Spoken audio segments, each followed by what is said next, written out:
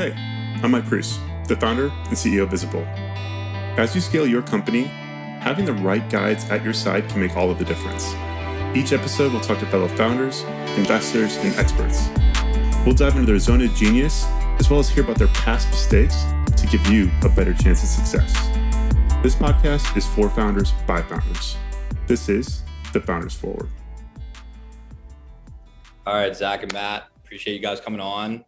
First things first, would love to just get started with who you guys are, what Clay is. Just give us the 1 minute elevator pitch on you all. Oh, awesome. Thanks, Clay. Really thankful to be here. Thank you for having us. Zach and I, our story is kind of intertwined with Clay a little bit. And so we've known each other for a little over 7 years now. And as with all things Clay related, it's based on our relationship. We got to know each other when we were working on our first startups, and they both spectacularly imploded solely because of people reasons. And that became our bonding point. And so we talked about a lot of things. And one of the things, the theme that we kept coming back to was this idea that you got to get people right. And that followed us throughout our relationship. I followed Zach through his career at Goldman while I went to work on a marketing analytics company called Castora, a YC company that got sold. And eventually our paths crossed again once we were both deciding on our next thing. And this theme of people and thinking about people, especially through the lens of software, came up. And for us, just because of our backgrounds of being first generation immigrants, we felt that a lot of software is very transactional and business minded, when the most fundamental thing about human relationships is that it's not, right? And so thinking through our past of both engineering and design, we came together and built a prototype. And that prototype was Clay, which is a beautiful home for all your people and all your relationships. And we help you be more thoughtful with them. And that's it in a nutshell. Love it. So Clay's been around how many years now? When did you guys get started on it? Beginning of 2019, end of 2018. And we've been working on it, starting from just the two of us to a team now. And yeah, loving every day of it. Yeah. So you guys have scaled up quite a bit since then. You want to talk a little bit more just about the early days of acquiring that first customer and just getting over the cold start problem? Yeah. Zach, you want to share a little bit about that? Yeah. So when we started, we knew that this was a real problem for ourselves, and we tried to really ask a bunch of questions to early users and people that we knew, and we tried to figure out, I think, is this a problem that extends beyond tech and VC, and if it is, how do we communicate it? How do we solve it in a way that's innovative and different than anything that's come before? And so we did a lot of user interviews. We talked to politicians, we talked to people in finance, we talked to doctors. We've recently had a veterinarian sign up, and we talked to him for a while. It's a lot of very different types of people that all have the same sort of universal problem, which is a lot of people in the back of their heads, they have that feeling, that nagging feeling of like, hey, that anxiety of I didn't talk to this person, or I forgot their birthday, and that's a terrible feeling for everyone. And then there's that like really exciting feeling. There's the like, oh my God, this person is great. I want to spend more time with them. The coffee meeting that goes way over. And I think everybody has both of those. And it's not just, people in the tech and VC community, it's much broader than that. And so we did a bunch of user interviews, we did a bunch of prototyping, we showed it to a lot of people, and basically said, hey, can we reduce that anxiety and amplify that sort of really exciting feeling? And so we, at the same time, wrote up this sort of a manifesto. It's the story on our homepage, about David Rockefeller, and that was something that had come up in research and something that we had also had read way back, and that was about obviously David Rockefeller, very wealthy family, but what people don't know is that he was the sort of black sheep of the family in a lot of ways. He wasn't as extroverted. He had a lot of trouble sort of remembering the people that were important in his life. And so he came up with this system where he would have an index card and he would write down where he met someone and what they chatted about, and maybe what even if he was hosting people at his house, what they had for dinner that night. And by the end of his life, he had 100,000 index cards and 200,000 notes about everyone from Eisenhower to Lyndon Johnson and Bill Gates and Nelson Mandela. And so, he made it his purpose in life to be really thoughtful with people, and people felt that. Like people really, it wasn't transactional. It wasn't, it wasn't something that he was doing for any end. It was more that like he wanted to remember that and be able to pick up a conversation where it left off in a lot of ways. And so it turns out a lot of different people that we talked to across the industry just had similar journeys and solutions. And so we put up that story, we put up the prototype, a video of the prototype that we had at the time. And we just tweeted about it. We said, hey, here's our thinking. We know this is a problem. We want to solve this, and we want to do it in a way that is respectful of your privacy. We also want to do it in a way that's really beautiful and enjoyable to use. And nobody, we've used everything over the past 10 years. Nobody had really cracked that. And so tweeted about it. We had, it was that trickle of sort of people that we knew sort of amplifying it. And then it really blew up. And it was, when you start getting people that you don't know anymore and people reaching out and saying, hey, I need this right now. This is exactly what I was hoping for. That was like a really special moment for both of us. I remember, jumping on the phone with Matt and being like, what is going on here? And so that was the moment where we realized that we had something really special, and we had tapped into a feeling that is really meaningful to a lot of people. And from there, we, those early signups were, we really dove in deep with them. We said, hey, we don't, the product is not where we want it to be, long term. We're starting with a small version. We want to make sure you're a good fit for it. We sat down with every user and we onboarded our first 100 or 200 users manually. We sat down on a Zoom call, and it was scheduled for 15 minutes, and it ended up going for some of them an hour and a half. And people told us their wish list and what they wanted and what didn't work and what they've tried, and they'd give us CSVs for us to import. And that was the process for the first year. Even until now, we still do those onboarding calls with people. But that was the first sort of year, was very closely iterating with a group of people that had signed up and had expressed interest. And Matt, anything to add on that I'm forgetting? No, that's as good as it gets. Yeah, no, it's a good answer. I think now that you're 3 years in, or close to 3 years in, have you narrowed down who this problem is felt by the most, or like who's the ICP or like ideal customer profile for you guys? Because I could see how this is obviously a pain point within the tech world and VC world, like anything that's a relationships driven business. I'm just trying to get like a better understanding of some non-obvious careers, which is like, which are customers for you all?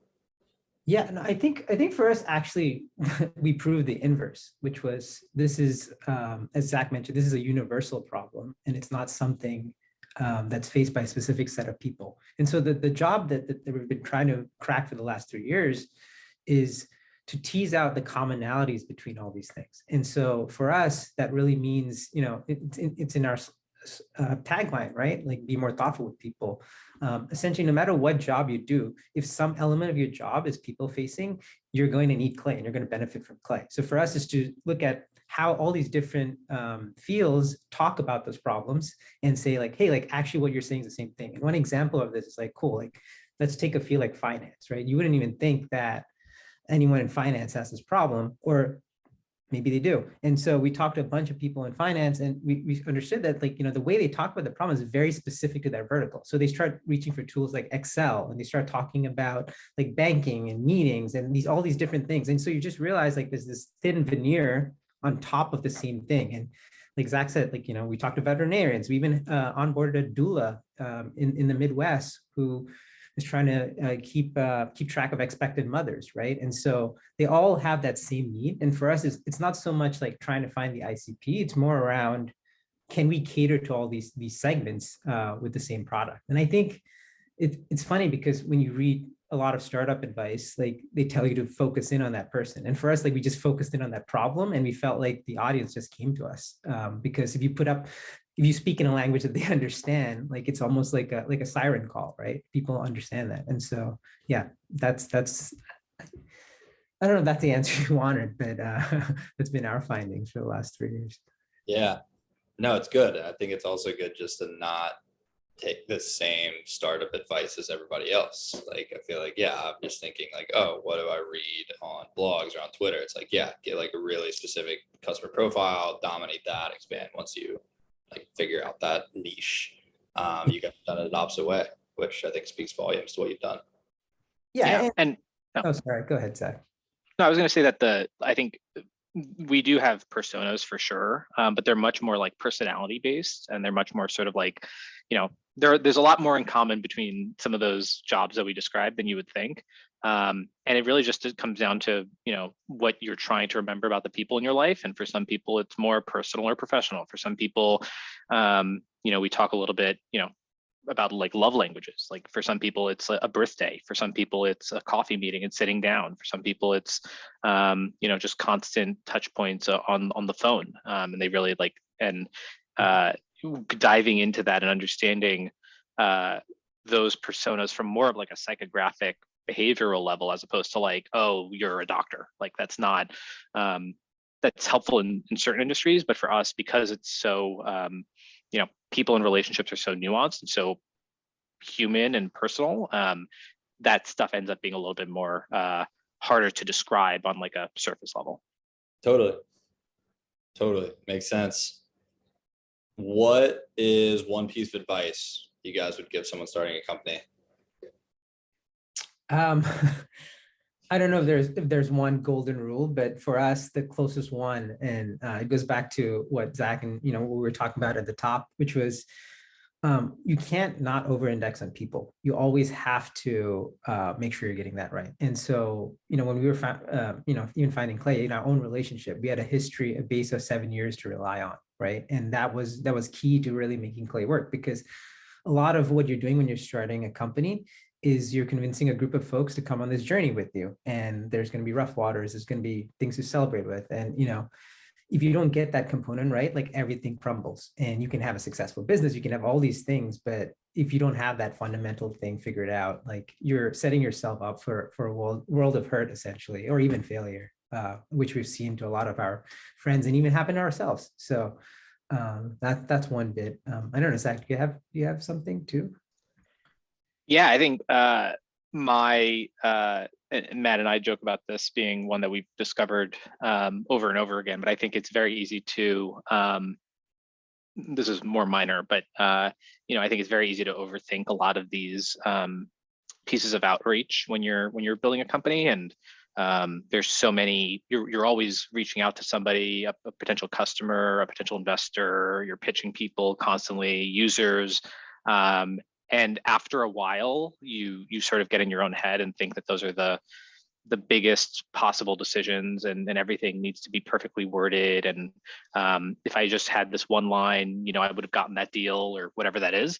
And I think having the constant reminder of just send the email, just make the call, just reach out, because I think over time you realize that it's just a matter of getting in front of a person, and there's no, the minute details around writing or wording or having, that additional slide in your deck. At the end of the day, it's going to work or it's not. And I think for a lot of us who are a little bit more perfectionist or a little bit more really hoping for the exact right thing at the exact right time, it's easy to get in your own way in some of those things. And so we found that at our first startups, and we found, it's still true today. Just send the email. It's going to be fine. If they're interested, they'll read it and respond. If not, they won't. It's a little bit more, yeah, that's it. But yeah, I mean, like worst case scenario, they don't respond. Like it's an asymmetric. Yeah. Like best case. Exactly. Scenario, can't really, yeah. Worst case scenario, they just don't respond. So yeah, that's a shot. What is a small change that each of you have made that's made a big difference in your lives? I really like this question. I have a slightly glib answer and also, a more serious answer. My glib answer is a thermos. It's been a complete game changer to have constantly available a hot beverage by your computer, especially when you're sitting on Zoom all day in this new world we're in, where we're changing our computers. Um, the less more profound answer to me specifically is just understanding where people are coming from. And I think we get caught up a lot in our own emotions when we're talking to folks. And a really powerful thing that helped me realize and connect with folks more is understanding where they're coming from, and just approaching every conversation with this sort of empathy that someone is going through something that you don't understand. And so it'll make a lot clearer the actions that people take, whether it's good or positive, if you understand that. And so you approach every conversation with this idea of like trying to bridge a gap rather than trying to solve a problem or trying to fight someone or trying to do something. And it's a very small difference because it's literally a mindset shift at the beginning of every call, but it makes a huge impact on the outcomes of those conversations. And it leads to a more lasting, truer relationship. And this applies to anyone. So that's something that's been really helpful for me. I don't think I have a great answer for this. Let me think through this for a second. Matt, is there a change you've seen me make, a small change that has been good? Zach, I can go on and on about all the wonderful qualities of my co-founder, Zach, but I mean, I think one of the things that I appreciate most about him is the energy he brings. On that same note, like every conversation that you go into with Zach, you leave it better. And I think that energy is something that I don't know if it's something that he's changed. I think that's just who he is, but it's been something that I noticed a lot. And it's a remarkably rare quality, and I appreciate it. So I don't know if that's yeah, I don't know if that's That's very nice. Yeah. Oh yeah. I'm trying to think of small changes that I've made recently. One that might be interesting, have started a lot of people espouse the importance of journaling. That's not one that ever stuck with me, but have been trying it for the past few months in Day One, which is a fantastic app.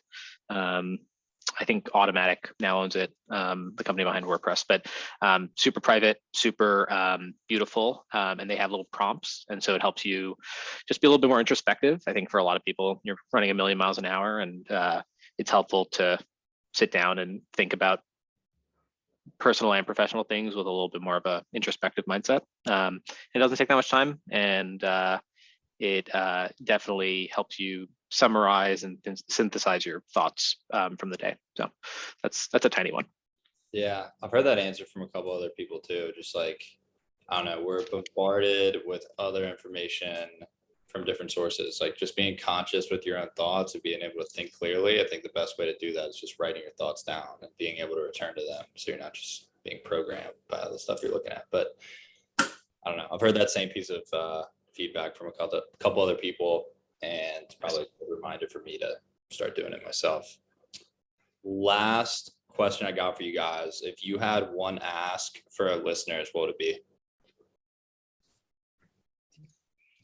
Yeah, I think and this is something that we sort of espouse at Clay, and that we believe, and Matt touched on it a little bit, but if you have a kind thought or something that you want to tell someone, they need to hear it, and hearing a compliment sort of makes people's day. I think I think in relationships and in sort of interpersonal dynamics, there's a lot of negativity in the world, and people over-index on it. You read one bad thing, or you have one bad thing happen in your day, and sort of ruins your day. And so it takes 10 good things to overcome that. And so we're trying to 10x the positivity in the world, and bring a little bit, a smile to people's faces and a little bit more joy. And that starts with people, and the people on this podcast, listening to this podcast too. So it's a small thing. It's a one ask, but if there's somebody who you're thinking, you should thank today, just shoot them a text. If there's somebody who, maybe their birthday just happened and you forgot, just say like, hey, sorry, happy birthday, and hope you're well. And it always brings a smile to people's faces. And if that's at all interesting as a thing that you want to do more frequently, definitely sign up for Clay, clay.earth, or Clay HQ on Twitter. Give us a follow, say hi, give it a try.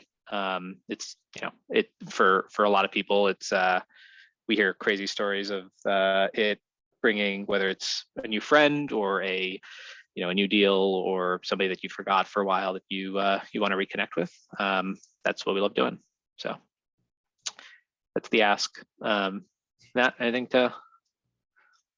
Be kind, smile more, but plus one to everything Zach said as well. Yeah, that's easier. That's a much more simple way to say it.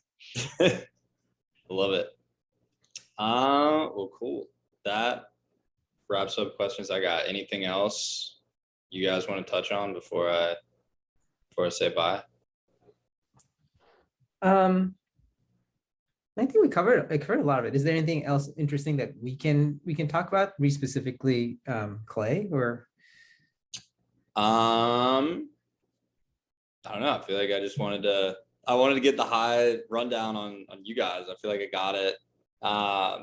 Zach, we had talked earlier, or last time we spoke, about your fundraising needs. I guess is that coming up in the spring, or are you guys delaying that, or how are you guys thinking about that? Yeah, I think we're not actively fundraising, but I think opportunistically sometime, could happen this year, could happen sooner or later. We have the runway to, not need to do it, but we're always sort of people first. So we want to meet great people and find a partner that believes in the mission too. And so we like having those chats. So we'll see sort of, we're having those now and continuing those, but yeah, that's how Forerunner came together, and brand alignment, mission alignment, and just great people. And so we're hoping for, similarly, that to happen over time. Cool. Totally makes sense. Yeah. Well, cool. I said I wasn't going to eat up too much y'all's time. I want to stick to that promise. No, this is really fun. And separately, like, I feel like we rambled on for the last 30 minutes. We'd love to learn about you and some of your learnings, because I think it's kind of cool. You get to talk to a lot of smart folks. And I would just want to throw the question back to you. Like, what are some of the most, like, surprising / things that you've learned that you've sort of like taken in, because you get to talk to so many people? Yeah, good question. I think the people that are most interesting to talk to are the ones with their own original thought. Like, I feel like right away you can kind of tell if somebody's just like kind of sugarcoating answers or like telling you what they think you want to hear. I just love talking to people that just like off the cuff, just like rattle off stuff like what pops in their head, or just like independent thinkers. Those people are interesting. I think I've started talking to a lot more people that just have built up a library of content online. Like, building up a brand is obviously super important right now. There's a million different ways to do that. But again, like, I think the people that stand out when building out a brand are just doing something different than the pack. So I think that's been interesting to like see how different people are talking, think about that, and other things to learn. It's just a lot of cool startups out there. It's overwhelming. It's not a good time to be a VC, in my opinion. Yeah, should definitely be building more stuff. I really like that, and I think you're absolutely right. Like, it's the first step is the courage or the conviction to share your thoughts, even if it goes against like the grain of the common wisdom. And then the second thought is like, it's really hard to come up with original thinking. It's so much easier to like, fall on what's cool, what everyone else is saying. But finding those people are hard and even rarer. Yeah, I was guilty of it. Like, first few years, like, I was just essentially saying and doing everything that other people were telling me to do. I was like, all right, like, literally impossible to stand out doing this. Like I'm going to be banging my head against a wall for 10 years if I keep playing this game. And like made a change, and it's made a pretty big impact over the last like year or so, just doing it and trying to be a little different. So yeah, I guess that's like a piece of advice to anybody listening. It's like play a different game than everybody else. You can't win in the current game, like play a different game, change the rules. Yeah.